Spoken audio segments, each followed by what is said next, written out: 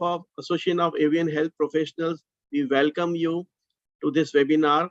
So this webinar is in our series of once in 2 months webinar series. So first one we organized in the month of January, 12th of January. So we got a huge response, and it was also suggested that once in 2 months we should take the contemporary topics and the applied knowledge of the poultry health topic should be discussed. So in that continuation, we are indeed privileged and honored to have a distinguished presence of expert like Dr. Prajapati sir, Dr. Datta sir, and distinguished our president, Dr. Kataria, and all the office bearers of AAHP.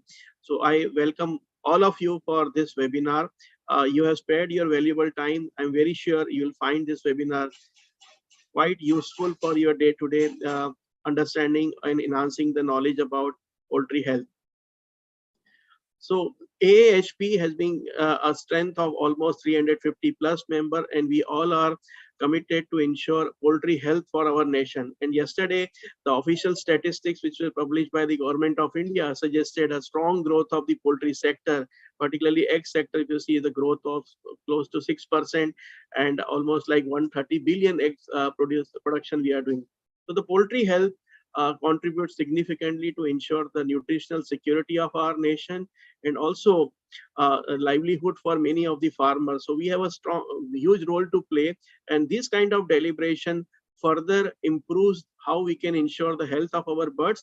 More so ever, it has also a zoonotic importance, because when the birds are healthy, humans are also healthy. So this is a series of webinar which will be immensely contributed to the health of the animals and health of the human being as well. So with this note, I will like to announce certain logistic things for this webinar. It is our humble request to keep participants on mute mode if they are not speaking, so that we don't have any background noises. And also you can keep on asking question in the chat box, and please do also ask that whom you are referring to this question to. So we have a dedicated time kept for Q&A, and our distinguished speakers have kindly consented that once this webinar is over, they will be sharing the PDF version of the presentations, which would be also accessible to the participants as well of this webinar. More so ever, this is to announce that this webinar is getting recorded, so this would be accessible post event as well for the members who in case could not join this webinar. So with this logistics note, I invite Dr. Sanjay Gavkare, our Vice President for AAHP, for his welcome note. Thank you, Vijay. And respected Dr. Kataria sir, Dr. Prajapati sir, Dr. Tandgaonkar sir, Dr. M.R. Reddy sir, my good friend Dr. Vijay, Dr. Nagaraj, respected Dr. Day, and other office bearers of the AAHP also. And it's indeed an honor and privilege to welcome you all who are present in the webinar. And this is the second webinar in this series of the poultry health, and we are dealing with the current situation of summer, as well as the most important disease challenges like this infectious bronchitis. We have within us Dr. Prajapati, who is a well-known figure in the poultry industry and renowned scientist of the country, along with Dr. B.C. Datta, who is a grassroots poultry veterinarian as well as industry stakeholder, industrial. So he has a wide knowledge of the poultry industry, and we are privileged to listen to both of them. So the poultry industry is expected a continuous growth rate, and we'll consider this growth will remain continuous, though we are facing the various challenges time by time, and we are capable enough and equipped enough to combat these challenges. So with so little bit. So for these two speakers who I'm referring, no need of the much introduction of Dr. Prajapati, because he's a well-known figure and he is one of the most esteemed personalities. He has achieved major awards in appreciation of token in his field of work. And to have a brief about him, he's a retired professor and head of the Department of Veterinary Pathology from Anand Veterinary College. And he is a gold medalist from the Amul. He has done his MSc in Bombay Veterinary College. He has published more than 77 research papers and published in various international and national journals. And he has honored with the Outstanding Poultry Pathologist Award in '99. And he has Exemplary Veterinarian Award in 2013. And he has been a counselor in the World Veterinary Science Association since 2002. And he has achieved Lifetime Achievement Award by this our organization, that is AAHP also. When it comes to the BC Datta, he's done his BBSc and AH in '84, and he has related with the animal health industry since past 23 years. He has a wide experience to work in the overseas countries also and to help the industry problems. So with this note, I really welcome you all, as well as I welcome Dr. Day, Dr. Vijay, Dr. Nagaraja to this webinar series. And once upon again, I welcome you all, and we can have a privilege to listen these experts. Over to Vijay. Thank you, Dr. Sanjay. It was indeed very encouraging to hear your welcome speech. Now, may I invite our guiding light, the person who we have to look up to for each and everything in AAHP, our Honorable President, Dr. J.M. Kataria, sir, for his opening remarks for this webinar. So, Kataria, sir, we look forward to learn from you, sir. Thank you very much, Dr. Makhija. You are putting so many adjectives for me, but you know, I am a simple worker. I like working, and of course retired, but still I like working. So friends, Dr. Gaokare, Vice President of the Association. I think Dr. Day is not today joining us, perhaps. Dr. Reddy, our Honorable Secretary, Dr. Prajapati, Dr. Datta, Dr. Gaonkar, Dr. Makhija, Dr. Nagarajan. I am very happy that we are going for second webinar today.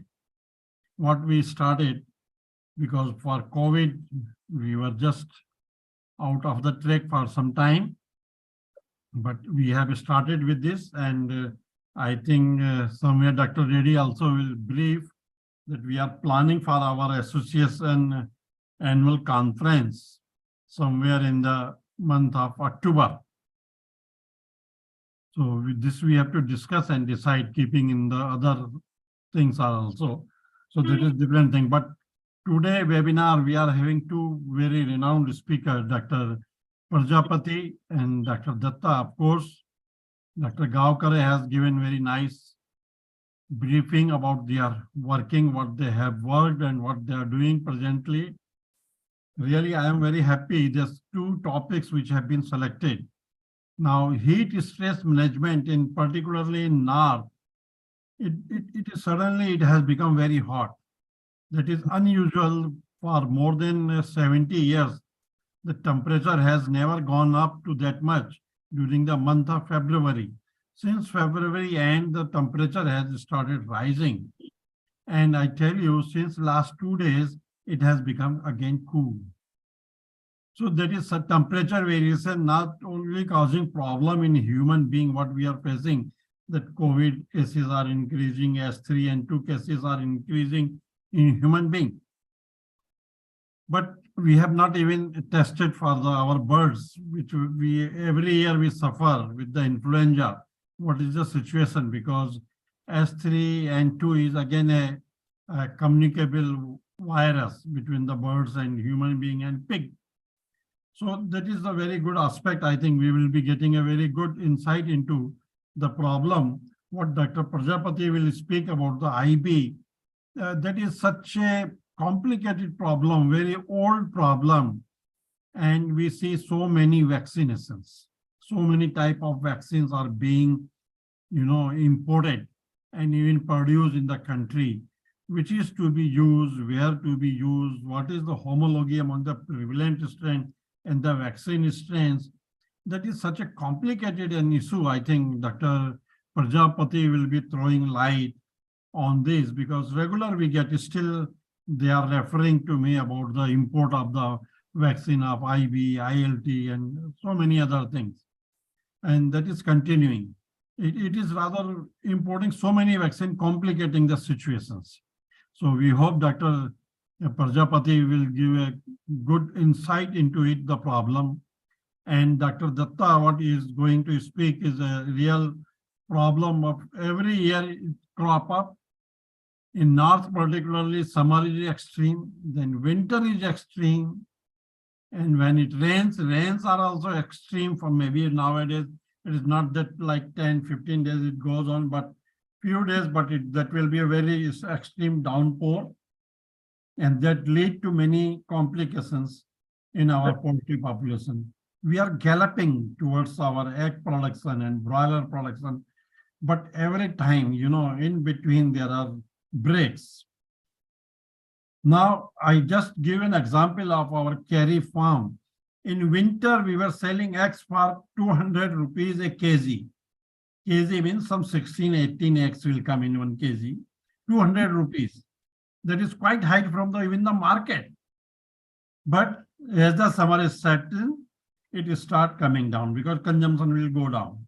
That is in public, that is a myth that summer we eat eggs, winter we eat eggs, summer we don't eat. Perhaps still with so many agencies, they are trying to persuade, but that still that culture is there, our feeling is there that summer we will stop eggs. So egg has already come to 100 rupees a kg, and it will be going in now. Navratris are starting, and again the price will go down due to non-consumption of eggs. So these are some of the impact of our different thing, and the disease scenario is also with the stress. It goes on, different disease comes up with different season.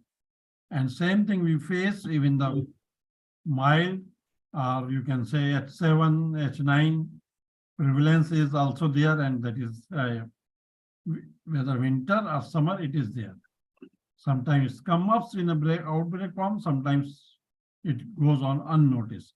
So we hope Dr. Datta, with his field experience, I am lucky I am meeting Dr. Datta virtually, because I don't know whether earlier I have met him somewhere in Calcutta or some other place, but it is good thing.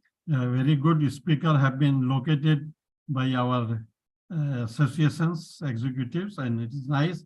We hope we will enjoy both the presentations. And with this, I will put an end and we give the time to our speaker. Thank you very much, Dr. Makija. Yeah, thank you very much, sir, for such an enlightening opening speech and setting the context for this webinar. And without further ado, I will invite one and only Dr. Prajapati, sir, who is the authority in avian pathology. And ladies and gentlemen, it's really an honor to listen to him and seeing him with a rich experience of more than 4 decades. So we are indeed privileged and honored to have you, sir. And the floor is yours, sir. Thank you.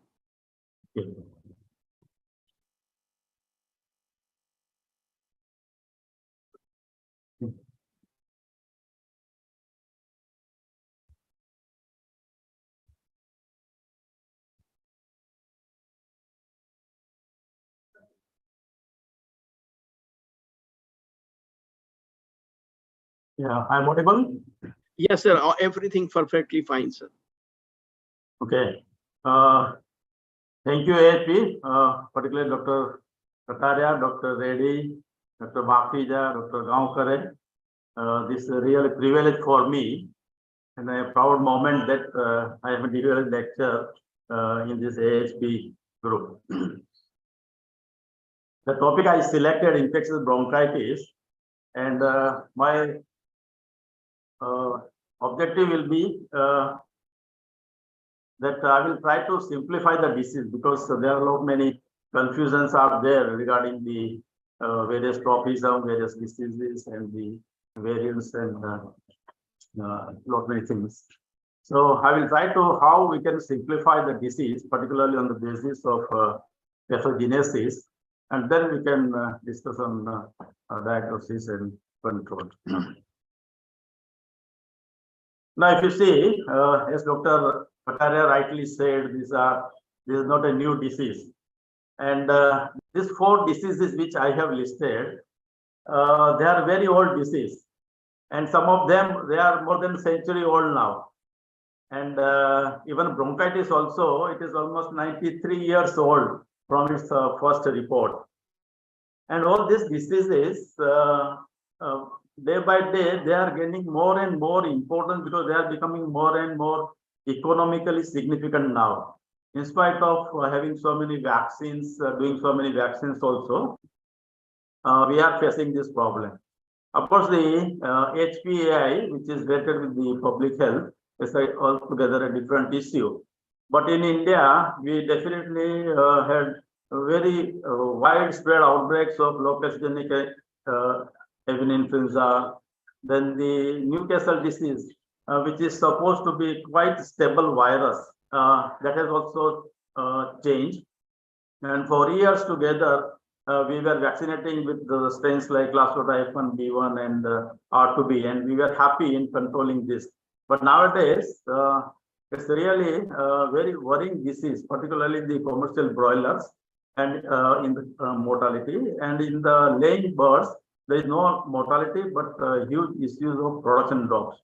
So this is another disease, and the infectious bronchitis. The common thing among these 4 diseases is that they are all basically respiratory viral diseases, and they have inherent capability of mutating. Except this Newcastle disease, the all other 3 avian influenza virus and this coronavirus infectious bronchitis, they are known for their mutations, and probably whatever we are planning to have the vaccine strategy, it is failing because of this particular that characteristic.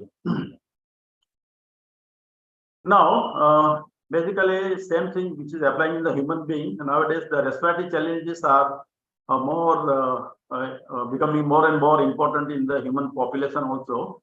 And we have the very recent experience of COVID-19. And currently that H3N2, which is the influenza, which is now really a kind of concern. Now this for the preventing this disease is we have learned in the COVID-19 that keep safe distance, use mask. Now keeping safe distance is almost impossible in case of poultry. So our management system, wherein we keep large number of birds in a smaller space, so the respiratory challenges are definitely, these issues are going to be faced by the farmers. Another important thing regarding poultry, that they do not have colds. Cold in the sense, non-infectious colds they don't have. Even if it starts with the simply ammonia, into the respiratory only, infectious only. So all poultry respiratory issues, they are basically infectious one. And there are huge number of pathogens which affects the respiratory system. They are the viral diseases, fungal, non-infectious, as I told, ammonia, dust. But ultimately, this may initiate, but it immediate, because in the immediate environment, already pathogens are there, particularly the Mycoplasma, E. coli, and the vaccine strains are also there, and that will complicate.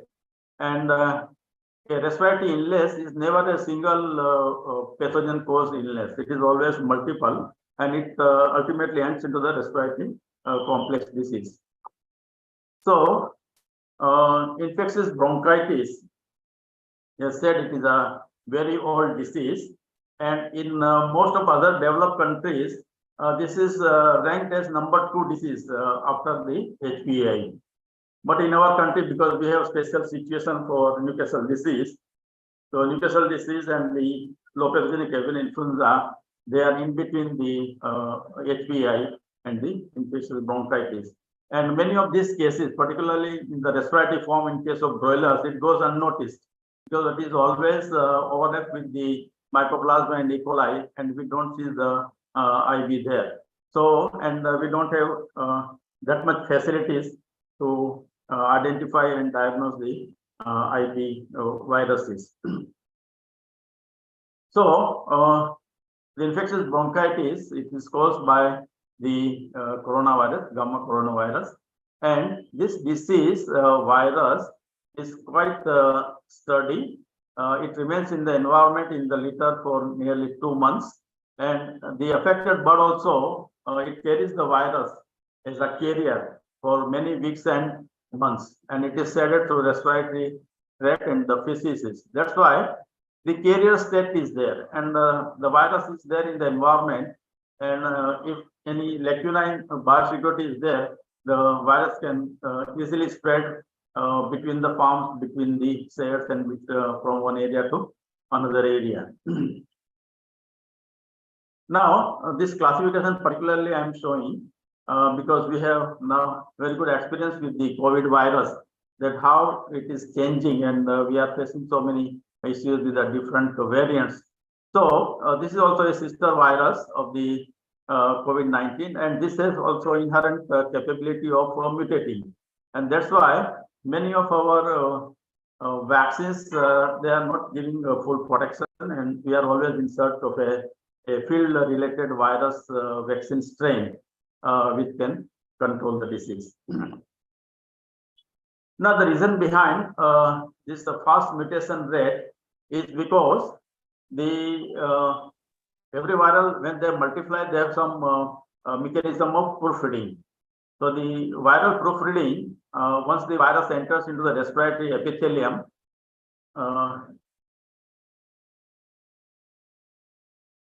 once it enters into the respiratory epithelium, multiplies in a huge number, and during the assembly process, if there is a proofreading is not proper, then it will lead to the production of different kinds of serotypes and the variants. So this coronavirus is known that they have very poor viral polymerase proofreading, and that's why we are facing the problem of different kind of strains and the variants.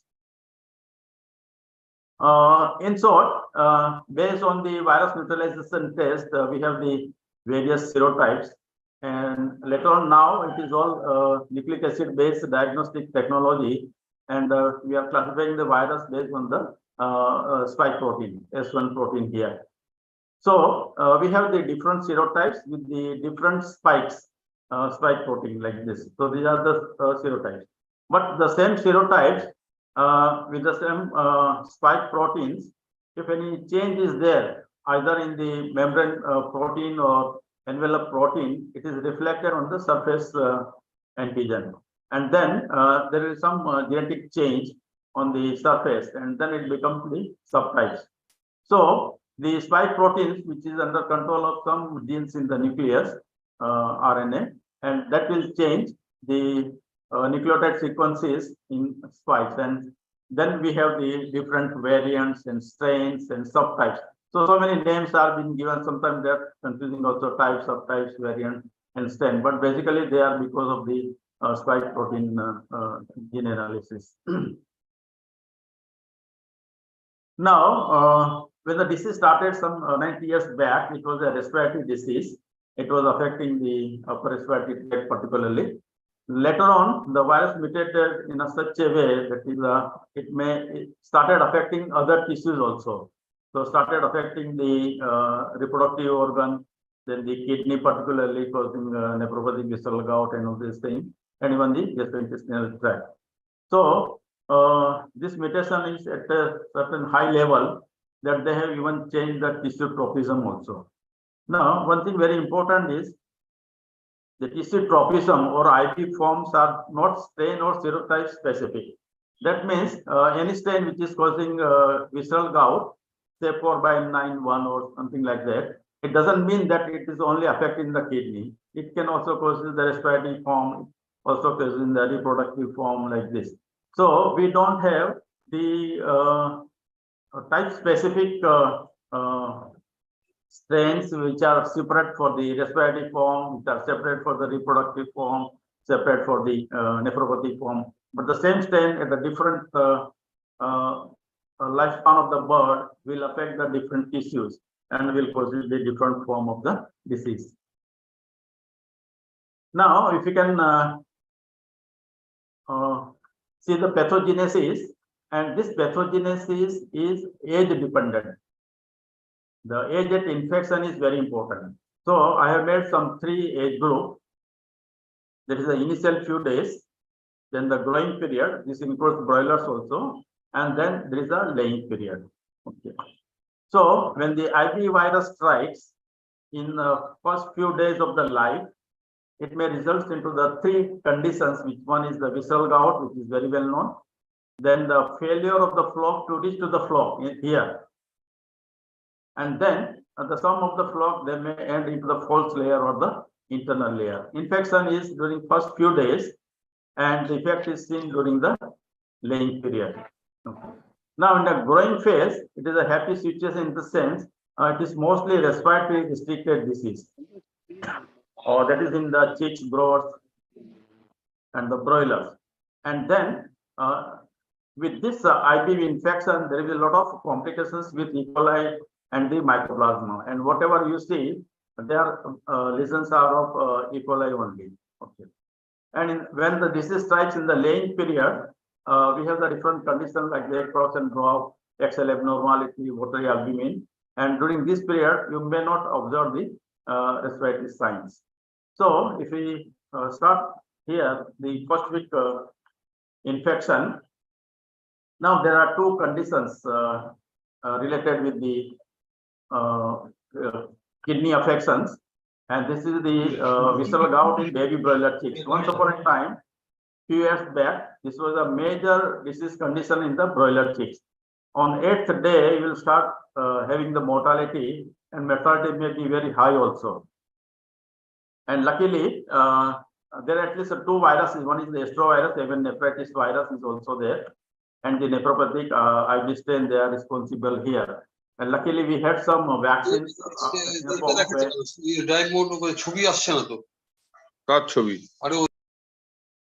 Hello.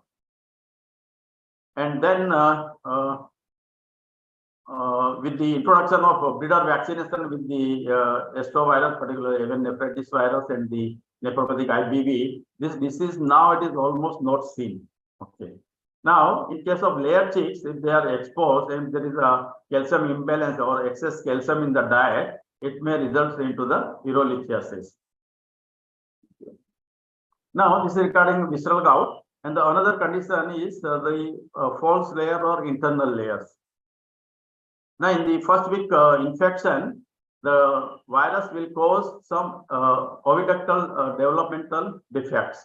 See, this oviduct, it will not develop properly, and there will be hypoplasia, aplasia, which can be segmental also. So there is a continuity is lost, and the fluid will accumulate in the upper part, and it becomes cystic. So in a laying bird, sometimes we find some cystic changes in the right oviduct. So this right oviduct, which is a rudimentary oviduct, and under the influence of hormone, sometimes it becomes cystic.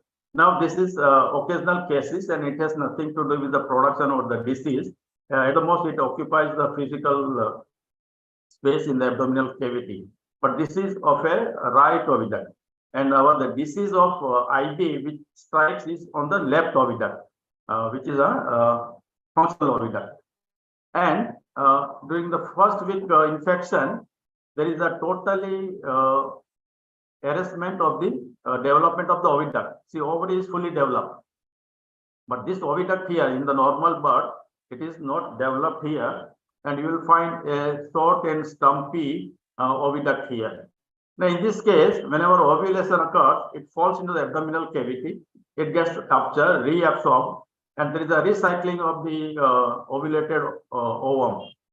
And that's why there is a heavy fat, abdominal fat. The birds put on the weight, it is more than 200 grams, more than the average layer bird, and they look like a male bird. So they don't lay eggs outside. So that's why they are called the internal layers. And this is because of the oviductal hypoplasia. And the layer bird will look like a broiler bird from the back side. There is a highly distension of the abdomen. And another defect is that some part of the oviduct, see, this is a normal area, this is a cystic oviduct, this is a cystic oviduct. So this cystic changes will occur. The ovary will remain normal, but the oviduct is abnormal with the cystic oviduct. And this left functional oviduct, sometimes it will be a huge cystic in nature. And you will find such kind of normal oviduct and then the cystic oviduct. This is also cystic oviduct. And here also the huge large cyst on the left oviduct. This is the right rudimentary oviduct, the normal ovary. Okay. And they have isolated certain strains of particularly IBQX strain, which is responsible for such kind of the cystic oviduct. And birds with the cystic oviduct, there is an imbalance in their standing position, and they will stand like a penguin. So this is called as the penguin posture. And sometimes during routine postmortem, we may get such kind of accumulated fully or partially formed egg within the abdominal cavity, but these are not the true internal layers. So this is because of some reverse peristalsis in the oviduct. The fully formed, partially formed egg will go back and into the it will lay into the abdominal cavity. So this has something to do with the picking. Wherever there is an injury in the cloacal area, the bird will not lay the egg, it will go as an antiperistalsis and fall into the abdominal cavity. But this is not an issue because it is a part of a routine mortality. Okay. So those birds with early exposure, that's why we suggest that the IB vaccination should be done at the day old, just to prevent this all three kind of conditions. And when it affects in the initial stage, the oviduct development is not there, and such flock, when it goes into the lay, they will never give the proper production. It will be low, and it becomes highly uneconomical flock for the farmers. Now, when the disease strikes during the rearing period, I said that is mostly the respiratory. It has nothing to do with the laying, and the laying will get affected only because there is a secondary complication with the mycoplasma. If this mycoplasma will carried here, then it will have some problem in the laying percentage also. But basically, it is a respiratory disease and it is treatable also. And in broilers, in the chicks and growers, you'll find the respiratory signs with the congestion in the trachea and some exudate, head swelling, and it looks like low pathogenic avian influenza. It is very difficult to differentiate between low pathogenic avian influenza and IB in this particular stage. In the low pathogenic avian influenza, we say that the bronchial plugs, which are considered as a pathognomonic for LPI, but this bronchial plug incidence and the mortality will increase when this is along with the IB infection. So there is a whether this IB virus is of a vaccine strain or the field strain. But if it is there along with the LPI, it will increase the mortality and the rate of the bronchial plug. And we did the metagenomics of these plugs, and we found so many organisms in the bronchial plug. Of course, E. coli was the maximum along with the LPI, but you will also find the MD, IBV virus, MS, and all these things. So all pathogens are, whether you do the vaccine or not regarding IB, but IB virus you may find in these plugs. And it initiates the respiratory signs, and ultimately it gets complicated with E. coli and mycoplasma, and IBV vaccine strain or the field strain will initiate the disease process. Mycoplasma, E. coli are always there in the immediate environment of the bird and will fall into the heavy mortality. So in this particular age group, you'll find the air seculitis and the lesions related with the air sac disease and mycoplasma, ultimately E. coli, and whatever you see in the during investigation postmortem, it is all E. coli only.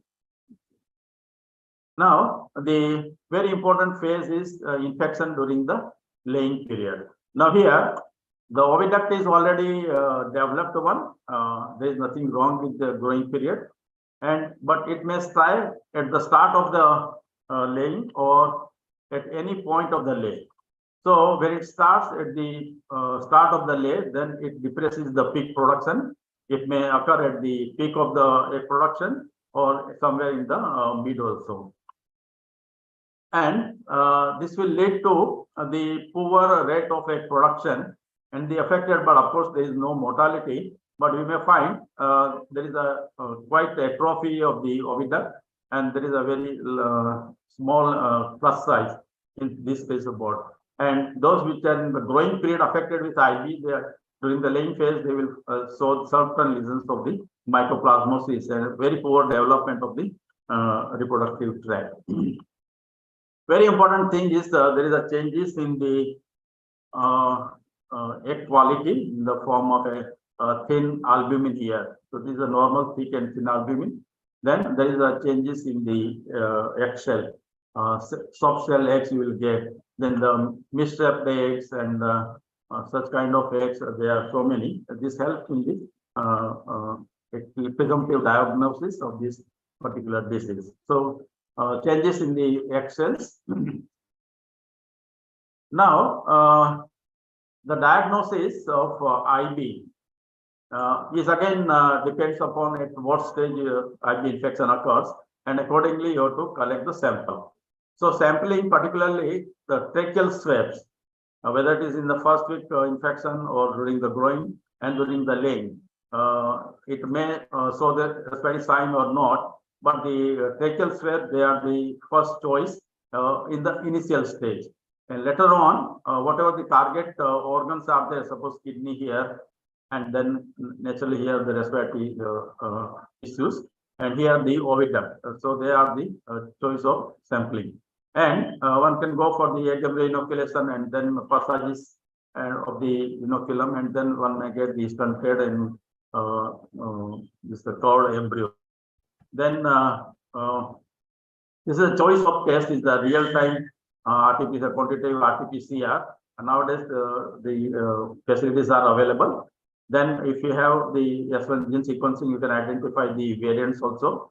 So most commonly used are the ELISA titer for the flow monitoring, as well as during the infection, during the production drop, one can go for the paired sera. So the ELISA testing and the RT-PCR, they are the two major diagnostic facilities which are available, and one can do it.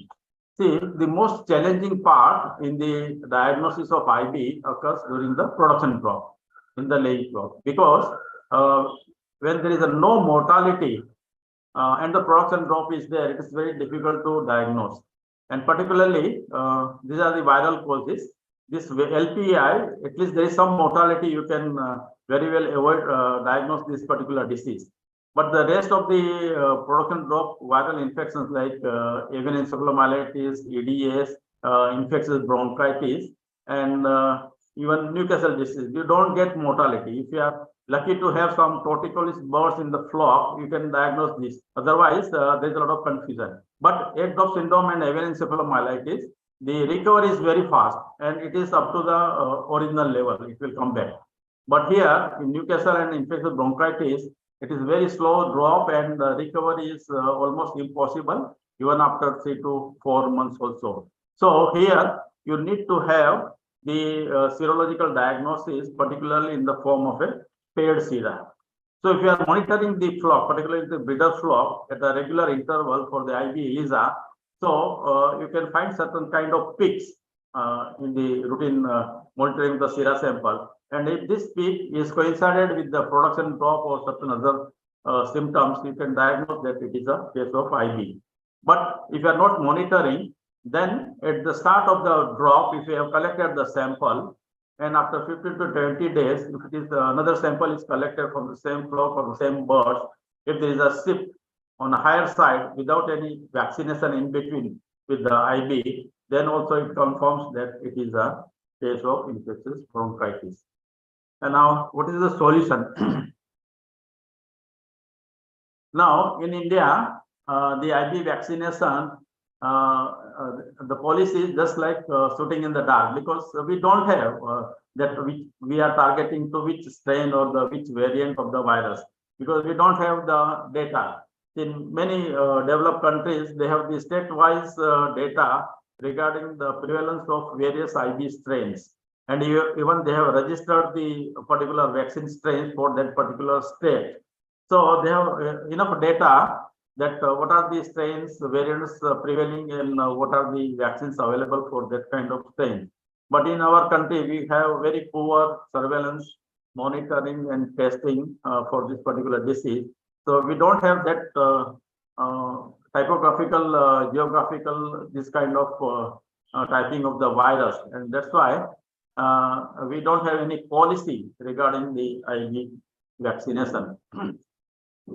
See, earlier, particularly when the visceral gout was quite common in the broiler baby chicks, that's why many people they tried to isolate the virus along with the even nephritis virus, and the IB strains were also isolated. And later on, because this is not latest data, but most of them they reflect that the 4/91 and 793B they are quite prevalent in our country. And even the wealthy people, they have a lot of work on this. And this is from their some literature, particularly Venn world, that every countries they have their different strains. If you see, so in India also we have the 4/91 records are there, 793B is there, NPR variants which wealthy people they have reported. So different strains are there. So actually, all our vaccine and vaccine schedule should be designed as per the prevalent field virus. Okay. So basically, IB vaccine fails because we have no targeted field virus, and accordingly, we don't have vaccines also. So the best strategy is to have the classical vaccine strain and along with the variant vaccine strain. The combination of classical vaccine strain and the variant strain is the best policy for this. So in India, we have the availability of many of the classical strain either in the live or the inactivated form, and we mostly depend upon all these strains, and we try to change these vaccine strains, thinking that they will have some cross protection. But absolutely, there is a very little or no cross protection between these strains, and we don't get much benefit on this. So basically, one should use any of the classical strains along with the variant strain. So luckily, very recently, one strain has been approved in India, that is from the SIVA, and so this variant strain, this classical strain, and this inactivated variant which are there in the Venki's VH-Bro-MN, in which they have the mass variants, 793B, 491 variant, and the NPR variants. So probably, if you can include the classical and the variant strain either in the live or the kill form, because many of these nephropathic kill vaccines are also available. So combining all this, probably we can schedule a very effective vaccine schedule. And world over, the mass and the 4/91, this combination is widely used globally to control the IB. Okay. Now, another thing is inactivated field variant, encoding unknown, because we don't know when new variant will come up. So inactivated field variant can be a better alternative to the risk of live variant vaccine, because introducing a live variants and registering them, it is also very difficult. But the inactivated field variant vaccine in the form of inactivated vaccine is a really important one. And in combination with the live priming and this kind of the inactivated vaccine, if they are available, probably we can control the disease. And we should advise the farmer that at least the first few days, that is first, second, or third day vaccination which we do with IB, it must be with the big dipping or eye drop or by spray, and not to the drinking water. And this is necessary, particularly we have to stimulate the local immunity. So local CMI is also very important in preventing the IB infection along with the peripheral humoral immunity. And coming to the end of my talk, that not for this IB, there are so many other diseases which we are facing. So probably we have to come to the basics of the poultry farming.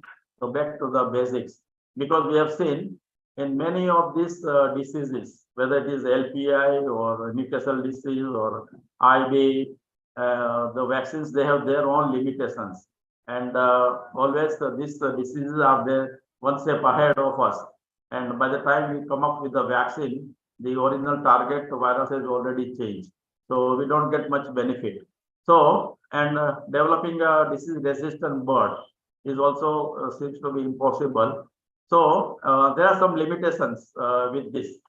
That's why we have to rely on biosecurity also. So ultimately, we have to bring the infection level to a point where the innate and vaccinal immunity and medicine work successfully. So totally having complete biosecurity is not possible in India, but we should reduce the challenge of the virus to the flock, and probably at that time the vaccine may work. With this, I will end my talk. If any queries are there, I'll be happy to answer them. I just showed this slide because very rarely, almost nearly 9-10 birds during postman I have seen that they have the functional oviduct. These are the two functional oviduct. Even the right is also functional oviduct. The left is also functional oviduct. And such kind of bird, probably they may lay 2 eggs in a day. If this happens, probably all our problems in poultry industry will get solved. Thank you. Thank you very much, sir. Indeed, it's a very comprehensive evolution of IB and the remedial actions also you suggested. So participant, in case you have any query, clarification, comment, feedback, please utilize the chat box to put your comments or ask questions. We have kept a dedicated time for the Q&A once both the presenters complete their talk. So thank you so much, Prajapati sir. Indeed, we are privileged to have you. Sir, please stay because we have a Q&A also planned later part of this webinar. Now, moving next, the second presenter for today, Dr. B.C. Datta, would be talking about the mitigating strategies for the summer stress. So our troubleshooter, Dr. Datta, sir, over to you, please. Thank you. Thank you, Vijayji.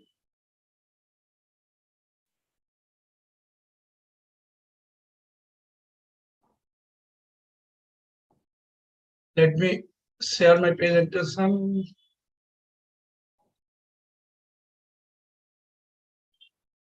The slide is readable, sir? Yeah. Yeah. Yes, sir. Just make it in PowerPoint mode. Yeah, I mean.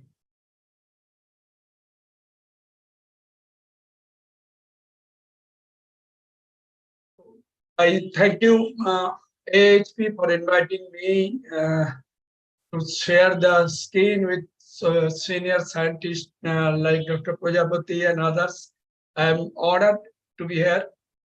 Being a field veterinarian, every day I'm facing the challenges in the field, whatever he discussed, that IB, and that we are also facing, but the answer already given by Dr. Prajapati sir.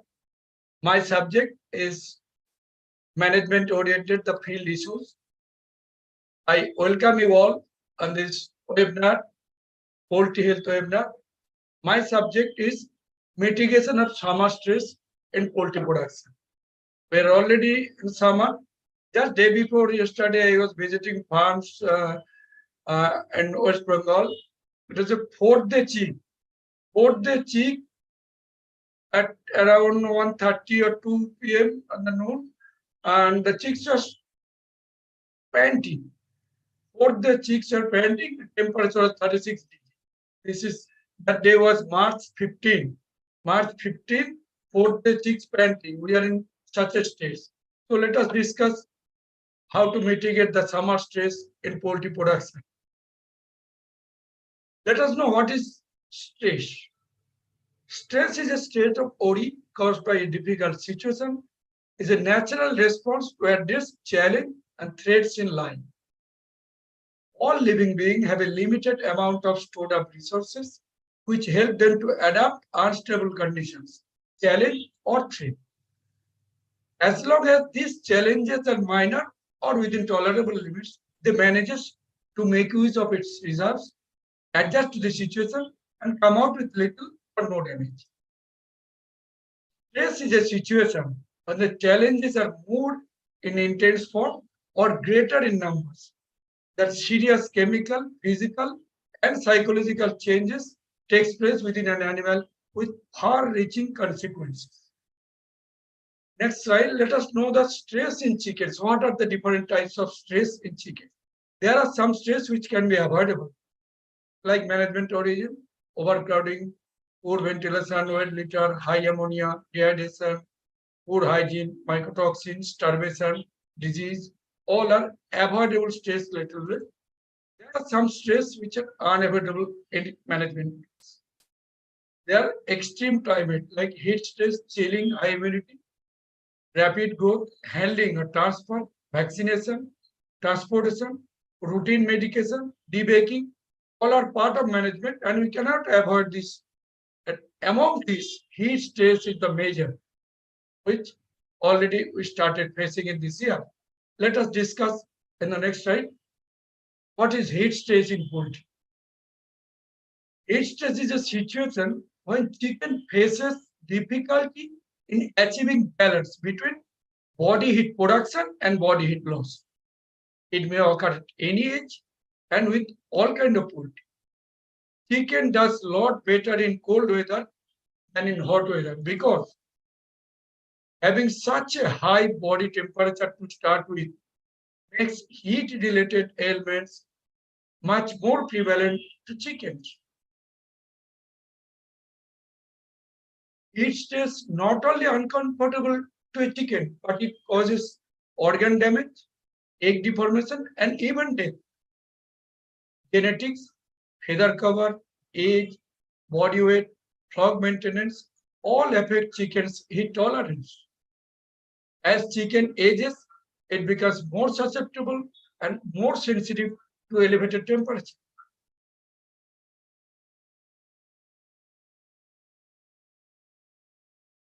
Let us know the effect of heat stress in the poultry. Temperature above thermoneutral zone disturbs normal physiological function and induces cell injury. That's the main sentence. The thermoneutral zone is a temperature zone. Whenever the temperature is above the thermoneutral zone, it disturbs the normal physiological function inside a chicken's body and induces cell injury. Heat stress causes several physiological changes like oxidative stress, acid-base imbalance, and suppressed immunocompetence, which results in increased mortality, reduced feed intake, leading to poor productivity. Heat stress are of two kinds: acute heat stress, which is intense environment temperature for a brief period, and chronic heat stress, which is high temperature for a longer duration. Both acute and chronic heat stress challenges genetic, nutritional, and managemental issues with serious effect on poultry performance. Chronic heat stress has permanent damaging effect on broiler. When persists longer, it damages the muscles, affecting meat quality, lowering breast meat yield. Heat stress disrupts lipid metabolism by affecting enzymes involved in lipid breakdown, resulting excess fat deposition.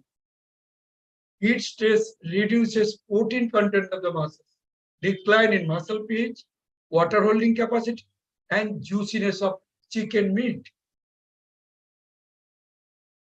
Let us know the physiological changes in a chicken which are under heat stress. Normally, chickens are homeotherms and regulate their body temperature across a wide range of external temperature. But high ambient temperature overwhelms the thermoregulatory mechanism, resulting imbalance between amount of heat produced and their capacity to dissipate body heat in the environment. Chicken lacks sweat gland, which would facilitate latent heat loss by evaporation. Chicken have limited unfeathered body surface areas or effective loss of sensible heat through conduction, convection, and radiation. As ambient temperature rises, the thermal gradient between the chicken body surface and the surrounding environment lessens, with dissipation of sensible heat decreasing, results chicken suffering from environment-induced hyperthermia. This increased respiratory rate, which is called thermal polypnea or panting, to maximize the loss of latent heat via evaporation of water from the respiratory tract.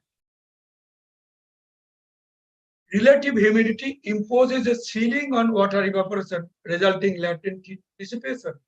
Thus, elevated ambient temperature associated with high relative humidity limits heat removal from the body and intensify the harmful effect of heat stress on chicken.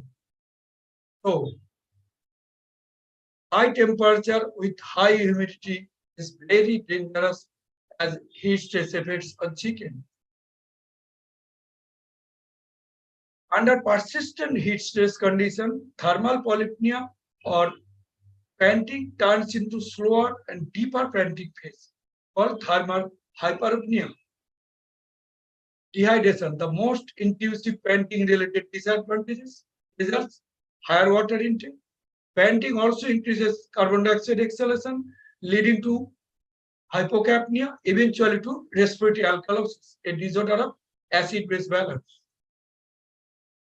Alkalosis poses a risk to the egg industry because it reduces hard iodized calcium, which negatively affects egg cell mineralization.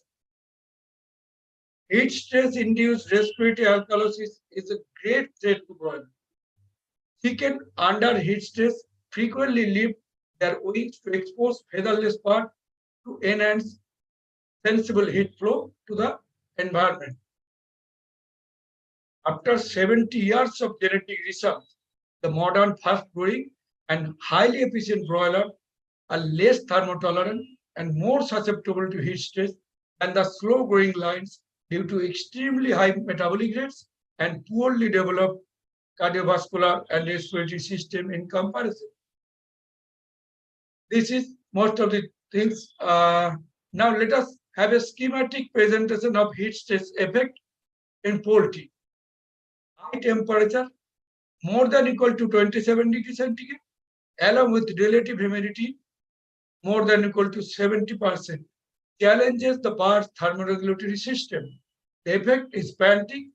The thermoregulatory response is increased panting, decreased feed intake, high respiratory rate, and elevated wings.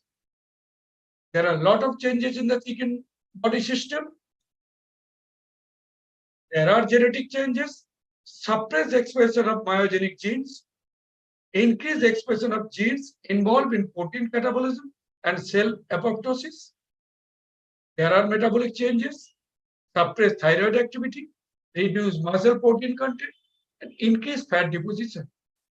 The most important, the physiological changes, the immunosuppression, respiratory distress, inviting E. coli, CRT, and other respiratory diseases, imbalance of gut microbiota, damage of intestinal integrity and villi structure, poor intestinal health, dysbacteriosis, which may lead to necrotic enteritis, reduced feed consumption, leading to poor weight gain and high FCR in broiler, and low egg production in layer breeder, increased fat deposition and reduced protein content in muscles, and heat stroke mortality. This is the overall effect of heat stress in a schematic diagram in poultry. Let us go to the ground reality. So far, we are discussing too much technical about heat stress effect. What the poultry production person like farmer or supervisor or a labor, what they say, what is the heat stress effect on them? They only speak the low body weight or low egg production and abnormal respiratory sound. But the reasons behind low body weight is due to low feed intake and panting. What is the reason of low respiratory, abnormal respiratory sound? It's heat stress and respiratory infections like CRT and E. coli. Moreover, there is every chance of heat stroke mortality. This is the ground level discussion of poultry people. In summer, we have low body weight, low egg production, abnormal sound, and there may be heat stroke mortality. Let's go to the next slide. So what is the target especially in broiler production. Broiler are more vulnerable to heat stress because their BMR metabolic rate is very high. So during summer stress, what should be the target in broiler production? Very soft, very simple. The mean age should be controlled within 33 to 35 days. Body weight just around 2 kg, 1.95 to 2, and let us control the heat stroke mortality. You cannot expect more during summer stress. How to mitigate summer stress to achieve sellable body weight near 2 kg? Feed intake, better to say the available nutrient uptake, should be near standard on day-to-day basis. So how to maintain the available nutrient uptake day-to-day basis during summer stress? What are the mitigation keys? There are 6 keys. First one is reducing poultry house temperature. We need to address the issue. Next key is reducing stocking density. Chickens should have more space. They should give more space in the farm. Modifying feeding practices. There should be some changes in feeding practice. Increasing nutrient density in the feed. Number 5 key is improving air movement at birds level. And number 6, and the most important one, supplying cold drinking water 24 hours. To obtain the sellable body weight during extreme summer, a farmer need to address or integrator need to address all these 6 keys in broiler farm or maybe in layer farm. Let us discuss all the 6 keys. Out of this reducing stocking density is not going in details because birds need some extra space, leave their wings to sit, to rest. So this is stocking density should be minimum. Let us know the thermoneutral zone and the temperature zone. All of us, including the adult broiler birds or layer birds, they want to stay in this comfort zone or thermoneutral zone. But today, situation is not like that. Temperature is going up. When the temperature is going above thermoneutral zone, we say it is warm zone. It is between 25 to 30 degree. And over 30 degree is heat stress zone. This temperature is in fact the average daily temperature. So let us know the average daily temperature formula. Average daily temperature is equal to 2 into highest temperature plus the lowest temperature of the day divided by 3. Suppose today's high temperature is 34, highest temperature daytime, and lowest temperature early morning was 25. So average temperature of the day is 2 into 34 plus 25 divided by 3 equal to 31 degrees. So at this 34 temperature, average daily temperature is 31. So birds are under stress. Our objective is to keep the birds all round in the comfort zone to obtain the best productivity from them. But temperature is going up. Today, birds are under heat stress. Our objective to reduce the poultry house temperature to comfort zone. But if we cannot down the temperature to comfort zone, but we have to do something to reduce the temperature up to the warm zone so that birds can manage, they can adjust with the elevated temperature by lifting their wings, panting. There may be some loss of production, reduce body weight, reduce egg production, but there will be no heat stroke mortality. At least we could have reduced the temperature from heat stress region zone to warm zone. To achieve maximum performance, poultry house temperature must be kept continuously within the bird's thermoneutral or comfort zone. Otherwise, the birds will expend additional energy for panting to regulate its body temperature, resulting poor body weight and poor efficiency. In the summer, which we get mostly this, and in the extreme case, the heat stress and mortality may come. let us know the first mitigation key is the reducing set temperature. How to reduce set poultry house temperature? It's simple. The thatching of roof by paddy straw, wheat straw, or any agricultural waste, erecting side panels like this, any agricultural waste with bamboo or wooden structure, and this is hanging gunny with reaper. Let us go to the details. The next slide. This is gunny bag. It will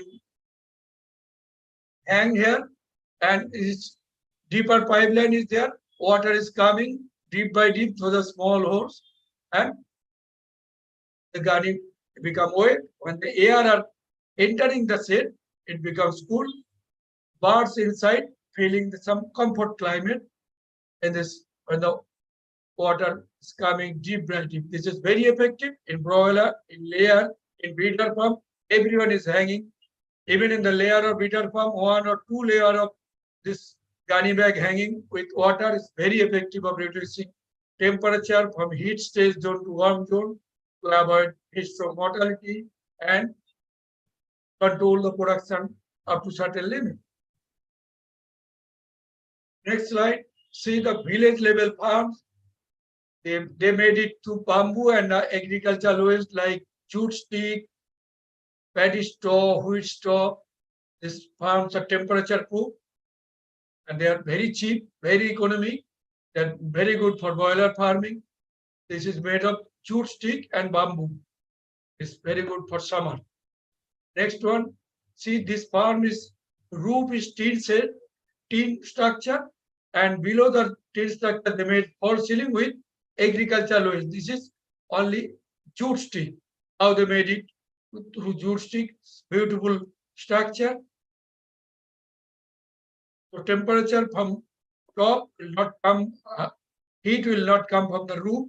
The birds are feeling cooler climate. This is cheap and any agricultural waste. Next, you saw the unique. I have seen once. This is mustard plant after harvesting. Dried mustard plant after harvesting. The farmers, summer is coming. With onset of summer, farmer is making the false ceiling by thatched mustard plant. Very cheap, very economic, but very effective to control temperature from roof. Next is thatched bamboo just below the tin roof. It is in Bangladesh. They are making false ceiling with thatched bamboo. This is good farm structure, which are usually seen in big boiler farm all over India. See the cement sheet roof is covered by straw thatching, paddy straw, and see the overhang. It is 3 feet overhang to protect the entry of direct sunlight and also rainwater and the heat of sunlight. This is very good structure. And this is a small farm. They made the side panel and with paddy straw on the roof as hatching. So when I was taking the photograph, I was standing just below this side panel. This area, I was feeling too much comfortable. This was during hot summer noon, but this area, supervisor taken me to the farm. This is very much comfortable. I was feeling, and birds are comfortably evenly distributed in the farm. Next is the people are erecting side panels. This is at 41-degree temperature during hot summer noon. Birds are evenly distributed. When I was taking the snap, this is good structure farmer making. Birds are, you can get relief of on the summer stress. And this is by jute stick is part of Assam area. Jute stick are readily available as agricultural waste. Next, the tree plantation to control shade temperature. 2 rows of tree plantation reduced shade temperature by 6 degrees. Very effective. See, this is a unique picture during hot summer noon and with broiler farm. The birds all are centrally went to center because of the heat on both sides. No one is eating, everyone is panting and under heat stress. On the contrast, in this picture, where Light pandal has been made and this gunny bag with deeper. So birds are feeling cool, birds evenly distributed, they are eating feed, they are not feeling the heat stress. So this farmer has made the summer comfortable to the birds or to his birds. The summer stress is not available for the birds. Next is fogger, use of fogger to avoid summer stress. This is nothing but spraying water on the birds. This 1 minute spray and 2 minute gap, it is all evenly, it is automatically done. The spraying of water, birds are not feeling stress, they are resting, not much panting, and you can get rid of heat stroke mortality. Next is sprinkler on the roof. The cement sheet are kept wet by sprinkler, where water is being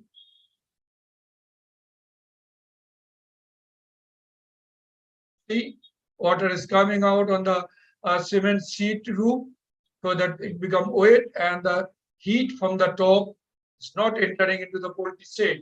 It's very effective where water is available in many areas.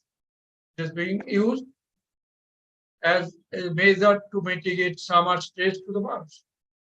This is all about how to reduce poultry shed temperature. Next slide is improving the next mitigation keys, improving air movement at the birds level. This is nothing but keep all sides of the poultry farm clean so that wind movement should be free from one side to the other side. It should be with free wind movement and ceiling fans on the top. One ceiling fan per 300 broiler is very effective. Good air circulation at the birds level help birds losing heat through dissipation, which help minimizing heat stress and heat stroke mortality. This is a common practice of using ceiling fan in the broiler farm. This is a layer farm in Bangladesh. They are using ceiling fan and bamboo thatching on the as a false ceiling. The birds are not feeling the heat stress. It's common in Bangladesh scenario. Next mitigation keys is supplying drinking water, cold drinking water throughout the day or 24 hours. See, usually the water tank remains outside, and during daytime, hot daytime, water becomes hotter, but refuse to drink water. But here the farmer kept the tank inside the poultry shed, and here see the tank is outside. The farmer made some structure so that the water don't get hot. So supplying cool drinking water 24 hours is very important as a summer mitigation keys to broiler or layer farm. Next is modifying feeding practice. This is the most important thing, most important keys. There are some key points: frequent feeding, early morning feeding, cool hours feeding, and feed withdrawal. Modifying means nothing. The same thing in 4 different, will address these 4 different issues. Let's have an example. In broiler farm, better to give feed in the early morning, 5:30 to 6 a.m. Second time feeding around 8 a.m. Daytime is feed withdrawal. In the evening, give feed around 5 p.m. and the night time feeding at 9:30 p.m. So frequent feeding, 4 time feeding, and feed withdrawal. This is in a simple example. This any farmer they can manage it at the farm level. Frequent feeding example: this keep minimum feed, let it get finished, again give feed. Not this dumping of feed in the feeder. This is not example of frequent feeding. This is example of feed withdrawal. Feeder withdrawn, birds are resting with minimum stress. They're panting but little to avoid heat stress and heat stroke, probable heat stroke mortality. What is feed withdrawal? Feed withdrawal depends on climate of the given day and the age of the. We advise feed withdrawal to start at 12 days age in broiler and continue till harvesting. Objective of feed withdrawal is to reduce metabolic heat production during the hot period of the day to minimize heat stress, panting, and possible heat stroke mortality. Cold, fresh drinking water must be available 24 hours, including the feed withdrawal period. Vitamin C, along with electrolytes, may be added to the drinking water during the feed withdrawal period to minimize dehydration and immunosuppression. Alternatively, in the farm level, jaggery along with lemon may be added. So how to practice feed withdrawal? Let us have an example. We advocate feed withdrawal to start on 12 days. 12, 13, and 14. First 3 days, only 2 hours, from 1 p.m. to 3 p.m. Next 3 days, 15th to 17th day, 3 hours, increase 1 hour, from 12 noon to 3 p.m. Next 3 days means 18, 19, and 20th day, 4 hours. Feed withdrawal for 4 hours from 11 a.m. to 3 p.m. Increase for next 3 days, 21, 22, and 23 days for 5 hours feed withdrawal from 10 a.m. to 3 p.m. Further, from 24 to 26 days, next 3 days, it will be 6 hours feed withdrawal from 10 a.m. to 4 p.m. After 26 days, or 27th day onwards, when you have already started finisher feed withdrawal should be 8 hours from 9 a.m. to 5 p.m. This gradual increase in feed withdrawal will help the birds to take more feed. People may think, see, there are some farmers who say, if I withdraw the feed, there will be less feed consumption, so there will be less body weight, especially in broiler. Actually, the thing is just opposite. If we start practice on 12th day, but will come to know, okay, we are not going to get feed during the daytime. They will be habituated. They will eat more feed during the cool hours, in the morning hours. Gradually we increase we started with 2 hours. 2 hours is nothing. So from 2 hours, we are going to 8 hours. During this, after 27 age in broilers are habituated. They know they are not going to get feed during the hot noon hours. So they will eat more feed during night time or early morning time. Our objective will be fulfilled. Actual per day feed intake per bird will be more than if you allow feed throughout the day. So if you feed intake more during the cool hour, there will be more body weight will be more, and you can achieve your targeted body weight during hot summer. During feed withdrawal period, feeder must be lifted or taken away to avoid unnecessary jumping or fighting by hungry broilers. There are some farmers who don't give feed, but do not leave the feed, allow the feeder to remain as it is without feed. But in that case, hungry broiler used to jump, fight for feed. They try to pick some feed from the feeder, but there is no feed, so unnecessary loss of energy and fighting. If the climate is comfortable in any given day, in between this period, feed withdrawal may be withdrawn or may be suspended for that day. This is feed withdrawal, and this is very effective. This is feed withdrawal in Bengali. This was made for Bangladesh. So leave it. This is a small video of feed withdrawal. It's in a big farm. See, birds are resting. There is almost no panting, no heat stress. So birds are waiting. They are resting. This is the picture of feed withdrawal. This we need during the hot summer noon. Birds are suffering little heat stress. There will be absolutely no heat stroke mortality. This is fourth mitigation keys. And then the last point is the night time or cool hour feed. We wanted the birds to eat more during night time or the cool hour. So put additional feeder, additional dinker and additional light to motivate the birds to eat more during the night time. This is very effective. The next mitigation key is increasing density of the feed, increasing nutrient and energy density in feed. Because usually feed intake decreases during summer due to discomfort environment, heat stress, and panting, leading to poor nutrient uptake in the body system.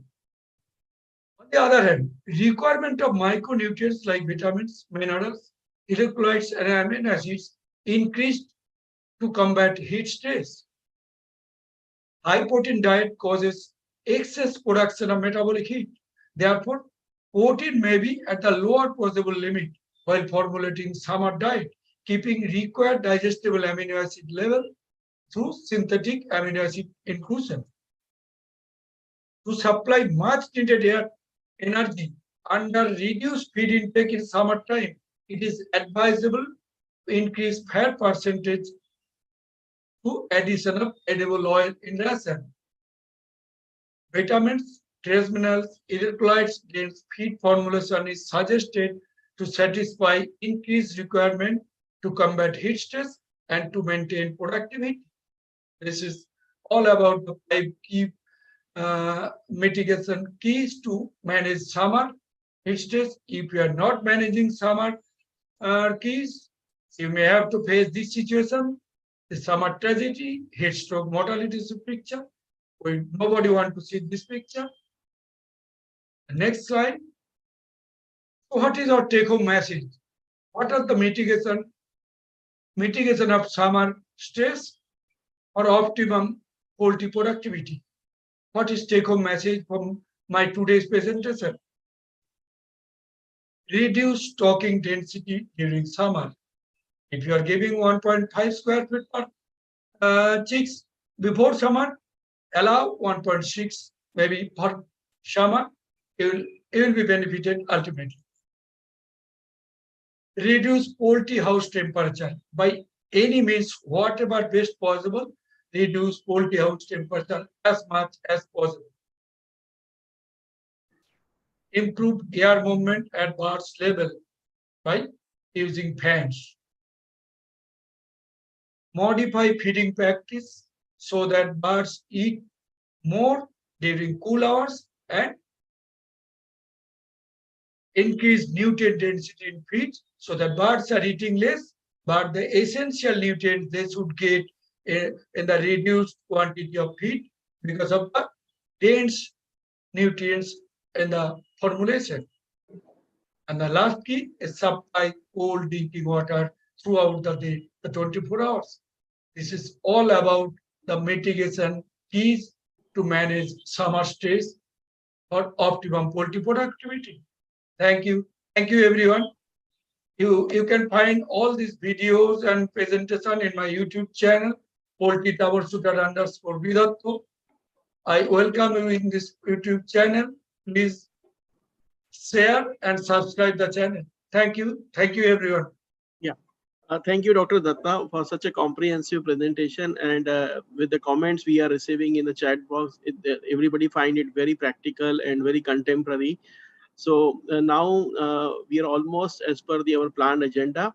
So request Dr. Prajapati sir and Dr. Datta both to be here. And Dr. Prajapati sir, hope you are able to see the question, or you want us to read out, sir? What do you suggest? I can read and answer. Yeah. So I think, sir, maybe you can take your question first, and then once sequentially, we can also have Dr. Datta also reading out the question addressed to him and responding to them, sir. Okay.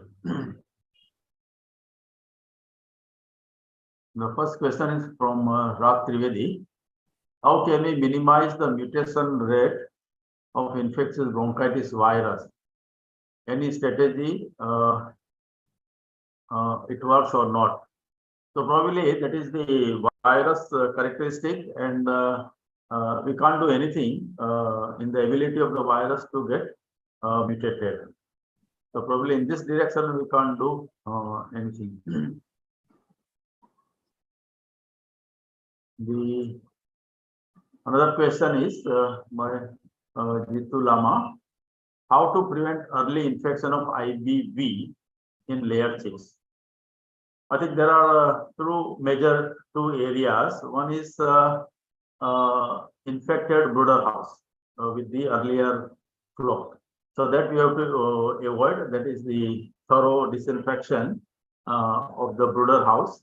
As we said, that the IBV virus is quite sturdy and it remains in the litter for nearly 2 months, and there should not be prevalence of IB in the nearby layer flock because they act as a carrier body. So probably that is one area one can look into. Another is we can provide maternal immunity through breeder vaccination program.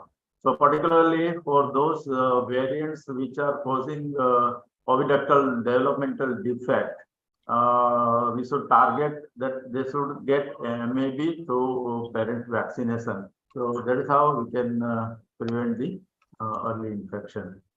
Some research suggests that before 4 weeks of age, 3 live vaccine have to be done.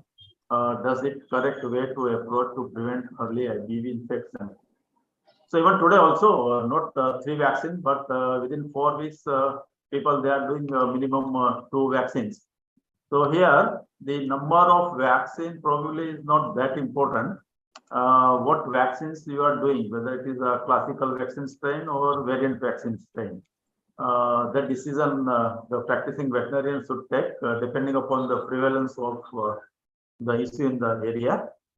There is one thing, and the vaccine application method is also very important because IB vaccine virus is highly thermolabile. If you don't maintain the cold chain, out of all the live viruses, probably this is the highest sensitive virus to the temperature. So we have to be very careful in administering the vaccine which we are doing through drinking water. And particularly the first vaccine, one should insist, if not with the spray, then at least with the eye drop. So eye drop vaccination is must. So probably instead of repeating vaccine, because this invites the secondary complications with mycoplasma and E. coli, and which is very serious issues, particularly in the broiler chicks. But in the layer also, the same thing can happen. So better to have the selection of the proper vaccine strain, the correct way of vaccination. These are the 2 areas. Instead of repeating vaccine, that is not a good way to approach. Another question by Dumal. My question is there, any correlation of IB and drinking hard water? So in this, I mean IB means field virus infection and drinking hard water. Probably, I don't think any correlation is there, but probably giving IBV vaccine virus and hard water, it may probably interfere because we know regarding the temperature of the water, but not regarding the hard water effect on the IB vaccine strain. So I can't give a correct answer of this, whether it has any relation or not. Then the another question is whether the bird with 2 functional oviduct were laying 2 eggs a day, or you hypothesize that may lay. So this is just assumptions. It is just assumption only, and there is no logic behind it because both are functional means some time they must have produced the egg, whether it is one by one or simultaneously. It is just guesswork. So I don't have any data on that.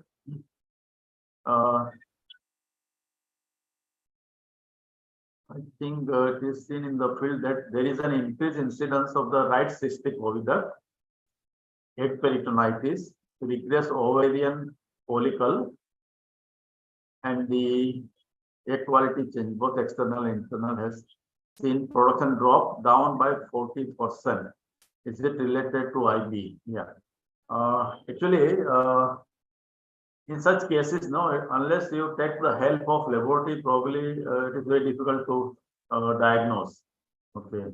But in this situation, there are only 2 diseases you have to differentiate. One is Newcastle disease, particularly the genotype 13 and this IB. And in both the cases, there is no mortality, and in even in the genotype 13 also, you will have the both external and internal egg quality changes. There also you may find the thin albumin in case of Newcastle disease also. So probably this is not a very remarkable sign we can diagnose the IB. Okay. Then the eggshell shape and eggshell quality also changes in Newcastle disease. But there the pattern is quite specific. See, with the drop, which remains at least for 2 to 3 weeks, continuously the production goes on dropping. And during that period, there is no eggshell quality changes. It all starts with the stoppage of the drop in egg production and again starting reverting back to the increase in the production. During that phase only, we'll start getting the abnormal eggs.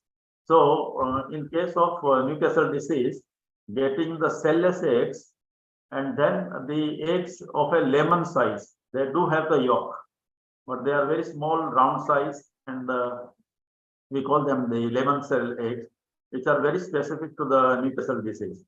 Okay, and slowly when the production is rising, and both these conditions will slowly disappear, and then later on, after 2 months, 3 months, probably there are no eggshell changes. But in case of IB, this will continue for a long time, and the cell-less eggs will go on increasing and increasing along with the increase in the production. So probably, of course, unless you go for the serological, particularly the paired sera, you will not be able to differentiate. Then the egg peritonitis cases. Okay, so that is also a part of both these diseases, wherein the ova which falls into the abdominal cavity, there is secondary E. coli infection and get the peritonitis. But when this huge drop in production, only these two diseases you can see. But otherwise, it's a little drop. If you are finding such things, then you have to go for salmonella, because we have seen ultimately egg peritonitis, we will isolate the E. coli, and mostly these E. coli are ascending infection through the oviduct, and mostly because of the in the old age when the cloaca becomes a little more flaccid, and issues of picking and all these things, the E. coli may enter. It travels through the oviduct, causing the salpingitis and then the peritonitis. But I have seen out of 10 such flocks showing the little higher than the routine mortality. Then if you investigate, you may find the salmonella also. The salmonella enteritis we have isolated in a pure form in such cases. Earlier we thought that these are all E. coli cases, but the salmonella enteritis we could identify. So better to have the laboratory aid in the differentiating these two, but sometimes that will also not help, because we don't get such a high titer of the field exposure in case of IB, and particularly those infections occurring in the early age, in the first 1 or 2 weeks, and then the production problem you get in the during the adult stage. At that time, the neither virus you will recover, even nor the serotiter, because a lot of time pass in between, and it becomes difficult to diagnose also. Then what percentage of cross protection we can expect from the heterologous type vaccine? See, heterologous in the sense those mass and mass type vaccines, within that group there is hardly there is a very little cross protection, and if you want cross protection, you may have to go for the variant strain of vaccine. So that is important, that if you have the problem, then better to go for the variant strain of vaccine. In current scenario in India, is there a need of mixture of mass and strong IP variant vaccine? I think mixing two live viruses, of course, while administrating we do that, but in the same vial to get the classical strain and the variant strain, it is not available probably. But we have given the vaccine in drinking water or even the eye drop also, wherein the classical strain and the variant strain, they will mix and put into the eye. So that has been done.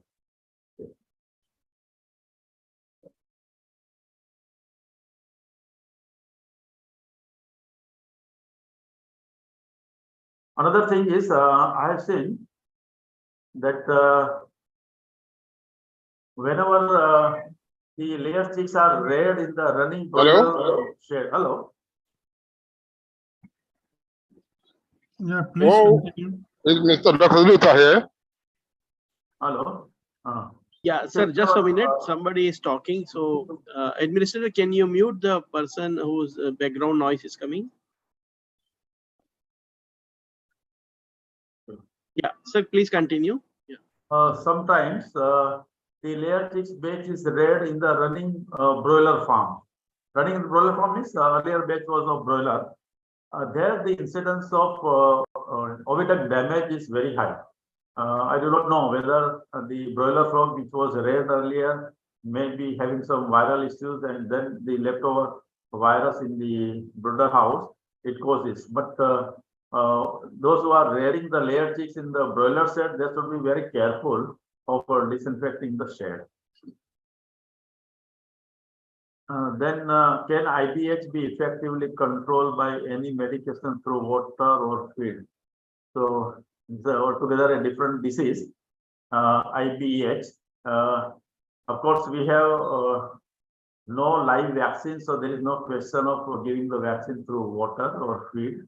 It is only inactivated kill vaccine is there. And probably different serotype vaccines are available. Serotype 4 and 11 and even 88B like that. But the best strategy all over the world for IBH control is the auto vaccine. So if a bigger integration group, they are facing the problem, they can have their inactivated vaccine prepared from the field outbreak. So that works the best. Otherwise, whatever available inactivated vaccine one can use. Can you throw some light on avian metapneumovirus infection as it is observed nowadays? Yeah, we had some study in the broiler breeder and the commercial broiler on the avian metapneumovirus. And as such, the virus is very mild. It causes head swelling. That's why the name of the disease is swollen head syndrome. It is self-recovery is there. But in the environment in the shed, where the other pathogens are available, particularly E. coli and the mycoplasma, it will complicate the avian metapneumovirus. And if you have the issues in the broiler breeder, it is better to go for the kill vaccine which is available of the avian metapneumovirus. But incidence is there of avian metapneumovirus. How long IB vaccine virus is detectable? Okay, in the environment, if there is a rolling of vaccine virus given through drinking water, then some birds which consumes very high amount of doses, if you make the frog thirsty particularly, and then prepare the vaccine water and then give, some chicks will have very high doses of vaccine virus. They will shed in a large number the vaccine virus in the environment, and those birds which do not take the vaccine water, so they will take the vaccine virus from the environment, and that is how the cycle will continue for more than 10 days, and this will make the bird susceptible for secondary infections like the mycoplasma and E. coli. So exact day-wise, I don't have any information that the IB vaccine virus is detectable in the environment. Can 4/91 vaccine be given during laying period? Yeah, this is a frequently asked question. in case of IB outbreak or suspected IB outbreak, should we go for the live vaccine? So this strategy, we definitely go for the Newcastle disease, we do it. But it is to be done at the start of the disease. So if you delay it, probably it may not work. But in case of IB, and particularly 4/91, when already the oviductal development of the reproductive tract damage is done, I have my own reservation regarding its effect. The people, they say to give this, I have tried also, but probably we are not getting the results. So any viral disease, now once it causes the damages, then recovery is probably not possible with the vaccine. Only thing, those in contact birds, suppose in one flock if you have the issues and the in contact flock is still under incubation or they are not exposed, so probably in that stage if you give the vaccine, it will definitely work. So not in the flock already affected, but in contact flock you can give this live vaccines, then definitely it will help. We are facing the nephropathic IB in broiler regularly. What should be the IB vaccine strategy in broiler? Which strain of vaccine shall be used? Mass strain or IBH120? So I suggest that instead of doing anything at the farm level, probably you can change the strategy at the breeder level. So that will be much better if you, because this mass and IBH120 will not help. If you can provide the maternal immunity coverage through breeder vaccination with nephropathic strains of IB as well as the even nephritis virus, that is NES virus. So if these two inactivated vaccine, if it is included in the breeder vaccination program, so probably the people, they are doing and they are happy that they are not facing this particular problem. But doing a day one mass vaccine and then facing nephropathy around 8th day with this MA5 and H120 is probably not possible.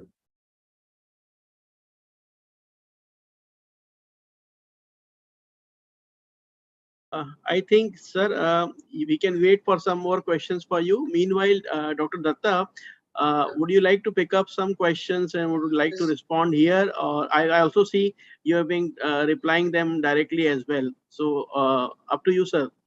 Yeah.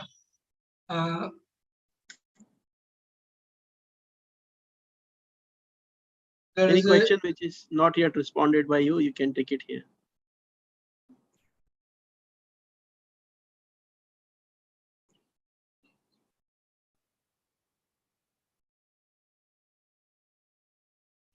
There is one person asked the ceiling fans are not effective. Instead, he may be using other fan like stand fan. But for your kind information, the broilers in summer, they're very heat sensitive.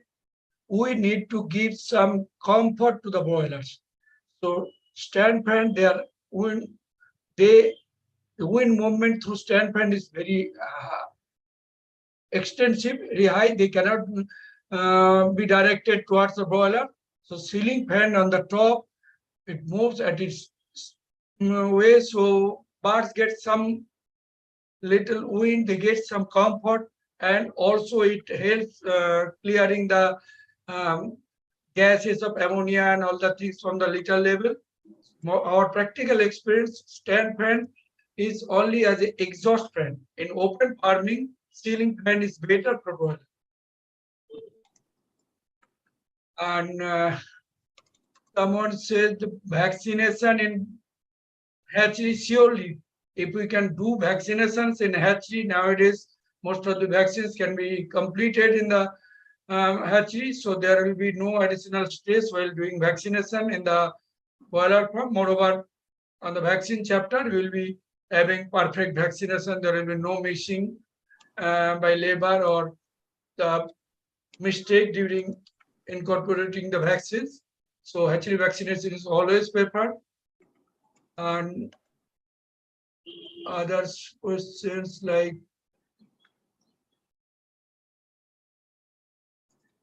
Dr. Haldar asked me that 36 degrees centigrade chicks were panting about ventilation. So ventilation was adequate, all four sides, everything, all sides were open. There is no question of ventilation. Only the heat stage, even I was feeling heat stage. So that's why they are panting. And dietary electrolyte, sure. Dietary electrolyte, there are many nutritionists are already online here. So they know what to do during summer, the summer nutrition. They are adding additional electrolytes in summer diet. Moreover, when we are withdrawing feed during summer days, we are adding electrolytes with vitamin C, especially potassium chloride. Potassium and vitamin C is very helpful during summer days as electrolytes.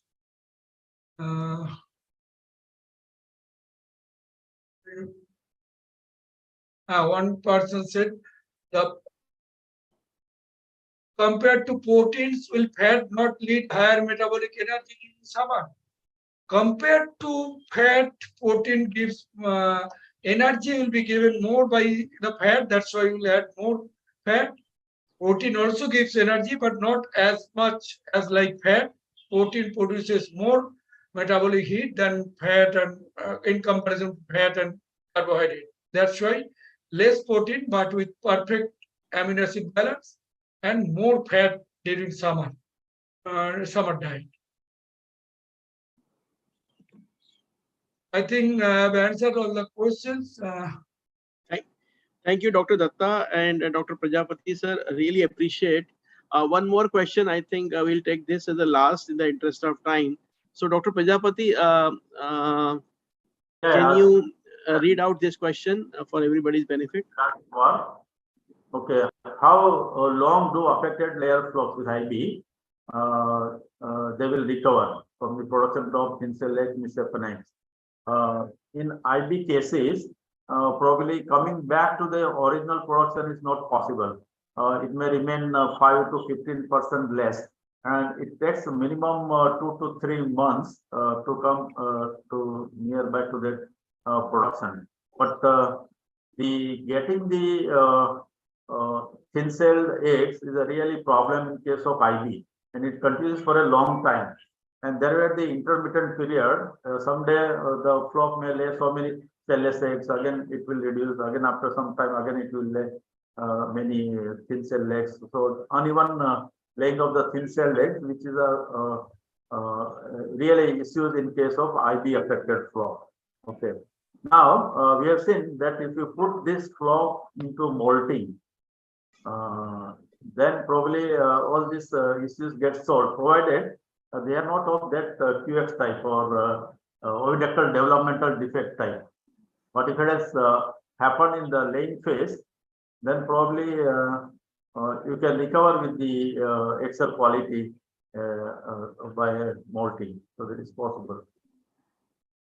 Yeah, sir. One last question in the chat box.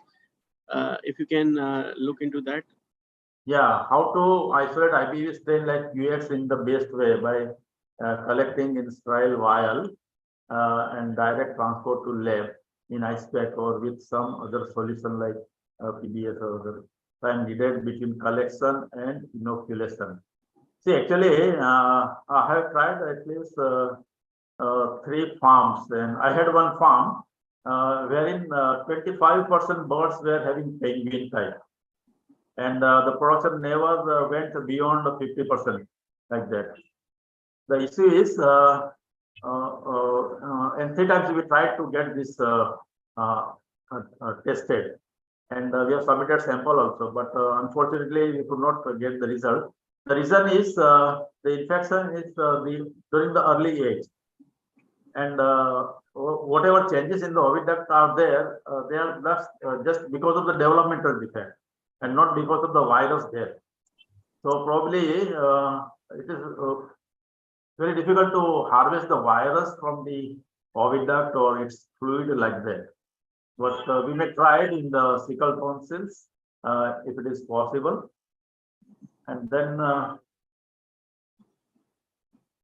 There's only thing, but frequently we have failed to, in spite of having the typical lesions, we could not get the virus. And the reason probably is the infection occurs in the early days, and the damage which is done in the developmental part of the oviduct. And whatever pathology produced during the laying phase, it is just because of the developmental defect of the oviduct and not due to the virus at that time. Yeah, I think, thank you so much, Dr. Prajapati and Dr. Datta. So participant, in case you have any additional question, please do write to our Honorable Secretary, Dr. M.R. Reddy. So I have posted the email address of him, because in the interest of time, we need to conclude this Q&A session. Really appreciate Dr. Prajapati and Dr. Datta for enlightening our participant with your wisdom, knowledge, and experiences. And this is a platform where we all learn from each other's experiences. Thank you so much. The credit goes to all the participants for such engaging questions and your comments. So we learned a lot from your interaction. With this, I request our Honorable President, Dr. Kataria sir, to give a concluding remarks. Thank you, Dr. Makhija. Really, we had a very, very interesting both the topic. Dr. Prajapati and Dr. Datta. Dr. Prajapati gave very nice about the IB. Yeah, IB, definitely vaccination is a very big problem. What vaccine strain? There are so many vaccine strains which are being, vaccine is produced in the country or imported. But which strain to be used at what time? We saw a lot of question whether oviduct remains or recovery is there or virus is excreted. Yeah, that is what if infection, what Dr. Prajapati said in early case, if infection is there, oviduct become defunct. Or in layer, then internal laying. And those birds, they are not, somebody asked whether to recover or something, they will not be economically viable birds. I have seen a farm with a very big, abdomen with the internal laying and problem. So those farms, they were not economically viable.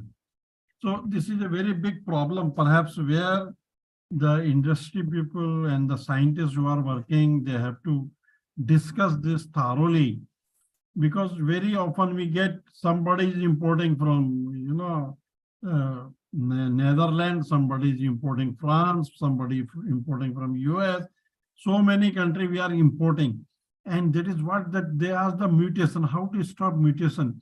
When we put so many vaccine strain in our environment, maybe in different location, but virus is transmissible. So definitely these are getting mixed, exchange, getting mutated by interchanging their genetic material.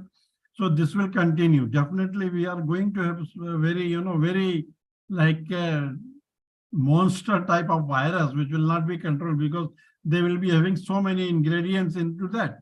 Like HPI, we are having the problem. Similarly, we had then the corona is still continuing. These are RNA viruses, and particularly IB, where the polymerase chain reading is a very, faulty or defective. The mutation is very fast. IB, you give infection to the bird through the nostrils, eyes, or mouth, and collect from the dropping, there will be a change. Virus is so fast changing. So minimum viruses are being used, even for vaccination is good. And which type is to be used, that is very important, not to use any hot strain, which damages the oviduct in the early days. Of course, I think because we are having the academia as well as the farmers and the field worker who are engaged in the field like Dr. Datta, they must have enjoyed this lecture and concentrate on some planning, not to give too much vaccination to immune paralyze the bird. That is very important. And give a vaccine at what stage to be given, which strain, that is very important. And similarly, Dr. Datta, he gave a very very minute detail about the heat stress management. Very nice. Perhaps the field veterinarian, they must take a note and follow those things, how to control. Of course, these are being followed. Definitely we are following. Now we use biosecurity. What is biosecurity? We used to take earlier also management. The terminology is new, biosecurity. The system, what we have to do is the same thing. We used to do security, now we do biosecurity. That is what I mean. In his place, we do the gunny peg hanging, sprinkling water, sprinkler on the top. That is a very, very old thing, but things to be done in a very systematic manner and timingly. Avoid too much humidity. Somebody is asking temperature is there may be, something with the aeration, ventilation, there, why there is this much temperature, so much panting. Yeah, ventilation is very important. I tell you an example of Leh. Leh, the army was having their own poultry farm under the barrack, underground barrack. And due to excessive ammonia production, there was no weight gain. There was no weight gain, only keel bone was there, no muscles. So that is how these things happen if you have not controlled of any other things. Birds is very sensitive. It grows faster than our aloo in field, what we grow potato. It grows faster than the potato in the field, but it gets affected very easily in a very immediate things. So please take care and provide appropriate things. You cannot take any laxity on out of any standards for raising, whether it is a layer or broil. Hope farmers and other field workers, they must have enjoyed and they have taken some steps to note down and follow it in their future. This thing. Thank you very much, Dr. Prajapati and Dr. Datta, for giving very nice presentation. Thank you. Thank you, Dr. Kataria, sir. Now we move to the most important topic of the agenda today, the expression of vote of thanks. So I invite Dr. S. Nagarajan, sir, to express a vote of thanks. Thank you, sir. Thanks for your kind invite. Actually, today's program was really good, very good, because we at AAHP, we decided to hold the webinars based on the current problems being faced and the seasonally, whether it is an infectious disease or a managemental problem.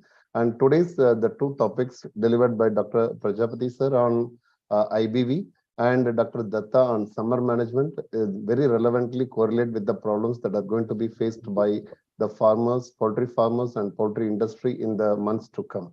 So thank you so much, sir, for Dr. Prajapati sir and Dr. Datta sir for delivering an excellent lecture for this.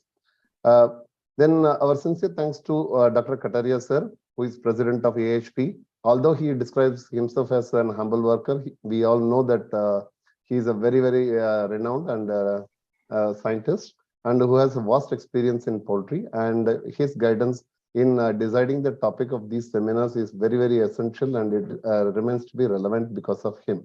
And our sincere thanks to Dr. Sanjay Gavkare sir, who is the Vice President of the AHP. And our thanks to Dr. M.R. Reddy, who is the Honorable Secretary for AHP, and who has been coordinating and guiding and also the deciding and coordinating all the activities related to the conduct of this webinar. Our sincere thanks to you, sir. And our sincere thanks to Dr. Vijay Makija, who has been excellent in coordinating this webinar in a timely manner with a clear time management, so that we are exactly at 12:30, the scheduled time in which we are actually concluding this seminar. So excellent time management. Thank you, sir. Thank you so much for you. Our sincere thanks to Dr. Satish Tangavankar, who is our member of the executive committee of AAHP. And last but not the least, our sincere thanks to all the poultry industry stakeholders, including the scientists, the industry workers, the farmers, as well as the poultry consultants who have attended this seminar and making it a successful one. Thank you so much, and hope this will continue this work ahead also to meet your needs and requirements